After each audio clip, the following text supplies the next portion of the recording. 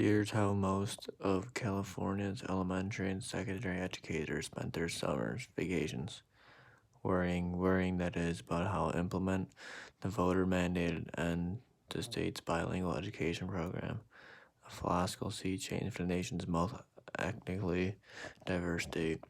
While some states with growing immigrant populations, such as Nebraska, are expanding such programs that permit students to continue academic studies in their native tongue as they absorb English, the practice is coming under attack in Congress and in Arizona, Colorado, and New York City, for instance.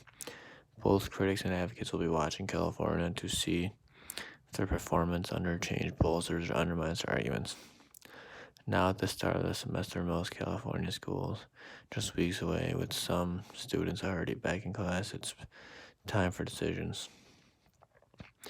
Manny Barbara, the assistant superintendent of San Jose's Oak Grove School District, has to decide how many of his brand new Spanish language reading and writing textbooks to return to the publisher. The state's new anti-bilingual policy requires the classes to be taught predominantly in English, but there are exceptions, and Mr. Barber knows he'll need some Spanish language material, but how much? Lloyd Howsky, principal of California, school in Los Angeles, has to figure out how to keep his predominantly Spanish and Korean-speaking parents involved in their education. When I send home English language books, they can't help. I've lost part of the team, he says.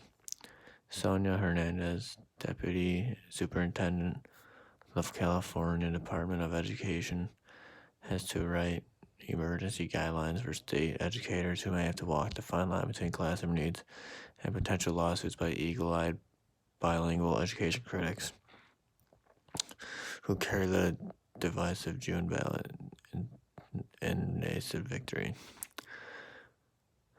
The torpedoing of bilingual education in California represented a fundamental change, of course, for a state that, under then Governor Ronald Reagan, decided in 1967 to permit education in students' native language. Backed by the court and subsequent federal law, bilingual education took hold of its state and elsewhere.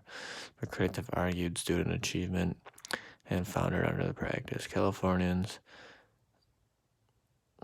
and other observers will have to wait for results of student performance under the charge. The start of the 98-99 school year is ground zero of the policy, says Socorro Sereno, a spokesman of the LA Unified School District. The real story will be at midterm when the students get tested. The June initiative required public schools to do most of their instruction in English.